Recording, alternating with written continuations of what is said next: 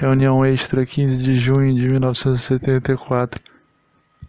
Santa Bibiana, rogai por nós. Em geral, se convencionou a ideia de que a gentileza é uma forma de amabilidade que torna a pessoa atraente, que atrai os outros. Então, a pessoa, segundo os conceitos padrões correntes, seria a pessoa gentil, a pessoa sempre muito amável, muito risonha, muito disposta a fazer favores, a fazer pequenas atenções, e com isso muito capaz de atrair os outros. Não sei se é esse o conceito corrente de gentileza que os senhores conhecem. Se os senhores conhecem esse conceito, tenho vontade de levantar o braço. Eu quero ver os vocabulários, obrigado, os vocabulários como mudam de época para época. Bem, então não mudaram tanto assim. Bom, agora, na realidade, eu acho que se nós fôssemos cuidar da gentileza apenas nesse sentido restrito, nós estaríamos jogando mal, porque a capacidade, a arte de atrair os outros não consiste apenas em sorrir, não consiste apenas em fazer pequenos favores. É muito mais complexa a arte de atrair os outros. E para essa arte de atrair não há uma palavra própria, então achamos gentileza. Mas o que se chama de hoje de gentileza é apenas uma parte do conjunto dessas coisas que se chama gentileza, que é a arte de atrair, quero dizer. Então vamos tratar de ver qual é a arte de atrair os outros. Em geral, a gente atrai os outros porque tem algo para dar para os outros. Daí não escapa. Quando não tem algo para dar, a gente não atrai. Naturalmente, as pessoas muito ricas atraem porque têm dinheiro e proporcionam prazeres ou proporcionam prestígio para os outros. As pessoas muito inteligentes atraem, quando atraem, porque hoje a pessoa muito inteligente nem sempre atrai, quando encontra outros que querem participar dessa inteligência por meio da conversa e querem apresentar alguma coisa. As pessoas muito divertidas atraem porque fazem dar risada. Mas como os senhores estão percebendo por todos os exemplos, as pessoas atraem porque dão algo. Bem, atrair por essas razões não é muito difícil.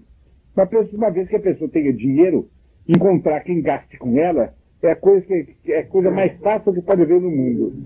É só ter um bonito automóvel, por exemplo, encostar o automóvel na porta do colégio, entrar, na saída dizer, olha, quem for do bairro entra, etc. Falando, você mora um pouco longe, mas eu deixo você também. Ele vem correndo, a gente forma um amigo, né? Propriamente a gente compra um amigo, né? Amigo à venda não é difícil de encontrar. Difícil é que ele seja amigo, que é uma coisa diferente. Porque um amigo venal, que espécie de amigo é? Com muita inteligência, também não é difícil de atrair. Desde que você seja muito inteligente, saiba aproveitar a inteligência, ele abre a boca, tem alguns que querem ouvir o que ele diz. O ponto importante é o seguinte, o palhaço engraçado sempre encontra uma súcia de palhaços que vão atrás dele. Porque diz a Escritura que o número dos estúpidos é infinito. E, portanto, o número daqueles que gostam de passar a vida dando risada é infinito também. Agora, que espécie de gente a gente atrai por meio da gargalhada, por meio da piada?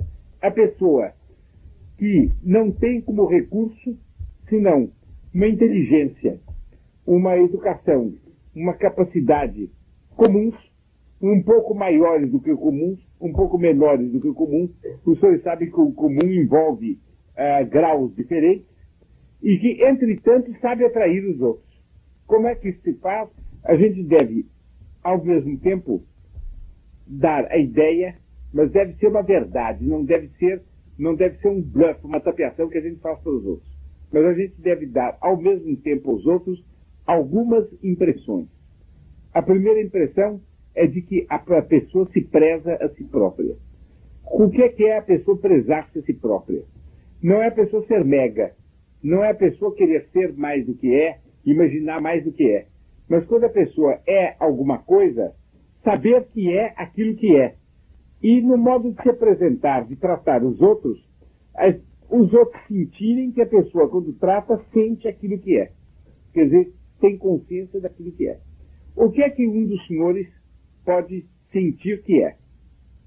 Os senhores, ao menos que me consta, não há entre os senhores nenhum ricaço, não há nenhum magnata, não há nenhum aristocrata descendente do mais puro sangue da aristocracia europeia. Ao menos não me avisaram até agora. Se avisarem, eu dobro a língua mudo de atitude, mas até agora não me avisaram. Os senhores o que é que são? São rapazes de famílias dignas, de famílias que estão subindo, que estão se fazendo pelo seu esforço, de famílias que, portanto, transmitiram para os senhores uma certa educação que absolutamente não é a educação de qualquer um que anda pela rua. Por outro lado, são rapazes que estão trabalhando, que estão estudando, que têm, portanto, que aspiram a uma situação definida, a uma situação digna dentro da sociedade. Não são gentes homens, não são príncipes, não são nababos. Eu não percebi ainda que houvesse um gênio entre os senhores. Isto é secundário. Isto é alguma coisa, mas é secundário. Muito mais importante do que isto, os senhores são batizados, são católicos apostólicos romanos, que foram chamados por Nossa Senhora para uma vocação muito alta, muito nobre, e que isto tudo deve refletir-se nos senhores por uma espécie de respeito que os senhores têm para consigo mesmos. O respeito, no que é que o respeito que a gente tem para consigo diferencia da megalice? Uma vez, um autor, o André Bourrois, falava a respeito de uma história dava uma história do rei Jorge V da Inglaterra, o avô da atual rainha Elizabeth.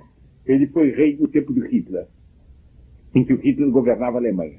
Então contava o seguinte, que toda noite o rei da Inglaterra e a rainha, quando não tinham solenidade de corte, etc., eles jantavam na intimidade e depois iam para uma sala, uma saleta, que era a biblioteca do rei, em que ali o secretário do rei tocava vitrola para eles. Ainda era aquele tempo daquela vitrola com aquela mola, aquela alavanca, né? Então o secretário ia executando os discos de acordo com o programa determinado, e que quando chegava uma certa hora, parece que 10 horas da noite, infalivelmente, com aquela pontualidade britânica, o rei lendo jornais ou lendo qualquer coisa e a rainha fazendo um trabalho de mão qualquer, né? Quando chegava 10 horas em ponto, os dois se levantavam e a vitrola tocava o God Save the King, Deus salve o rei, que é o hino nacional britânico. A rainha, o rei se levantava e punha-se atitude de continência. A rainha punha-se atitude de oração. Quando terminava, os dois diziam boa noite para o secretário e iam para o quarto. Então, comentava o André Bourrois o seguinte, que o rei, tomando essa atitude, fazia, no fundo, um ato de humildade, porque ele respeitava em si uma dignidade que estava posta nele e que não era idêntica com a pessoa dele. Era algo de nobre, de elevado, uma tradição, um princípio que ele recebia, um princípio que ele representava e diante do qual ele tomava uma atitude de respeito. Ele respeitava a sua própria condição de rei. Então ele faz uma comparação com Hitler. Hitler, que era omega e que não respeitava princípio nenhum. Ele respeitava a própria influência que ele exercia sobre os outros, o mando que ele exercia sobre os outros, o terror que ele exercia sobre os outros. Ele dizia, eu mando dos outros. A atitude de Jorge V é outra. Diz, há um princípio, que é o princípio da realeza, da origem divina do poder, seja ele da realeza ou não, mas a origem divina de todo poder, diante desse princípio, que no momento pousa em mim, mas que não é idêntico comigo, eu mesmo devo tomar uma atitude de respeito. E por causa disso, ele então tomava essa atitude na hora do hino, como durante a vida inteira. Ele era um rei que se respeitava. Não era o mega, ele era um homem que tomava uma atitude de respeito diante de um princípio que havia nele. A mesma coisa se deve dizer de um padre. Um padre deve respeitar-se, porque ele deve respeitar o sacerdócio que há nele. O sacerdócio é um poder divino que nosso Senhor Jesus Cristo conferiu a ele, é uma participação do pontificado pleno que existe nos bispos. O sacerdócio tem o poder de fazer de operar a transubstanciação, de conferir certos sacramentos. Por causa disso, o sacerdote deve respeitar-se a si próprio, não por se considerar como grande homem, mas por algo de sagrado que há nele, que foi posto por Deus. Nós temos 2 títulos para nós nos considerarmos sagrados nesse sentido. Primeiro, o batismo. O batismo faz de nós o povo de nosso Senhor Jesus Cristo. Aqueles que participam da vida da graça, que são membros do corpo místico de Cristo. São Paulo dizia, e nosso Senhor disse isso várias vezes em outros termos, que nosso Senhor Jesus Cristo é a cabeça e nós somos o corpo. De tal maneira, nós somos unidos a nosso Senhor Jesus Cristo. E por essa forma, nós devemos respeitar muito em nós a condição de batizados. Por outro lado, nós temos uma vocação. Nós somos chamados para sermos contra-revolucionários, os cavaleiros de Nossa Senhora no século XX. É evidente que essa é uma altíssima vocação, porque nós defendemos a causa católica numa situação de grande tensão, de grande pressão, com grande sacrifício. É uma prova de afeto Nossa Senhora nos ter chamado para isso.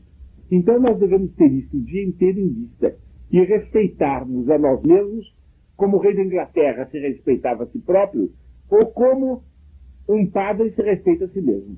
Tudo sem seu grau. Nós não somos o rei da Inglaterra, também não somos um padre. Mas eu quero dizer que é a maneira dessa forma, nós devemos o dia inteiro ter uma atitude de respeito para conosco mesmo.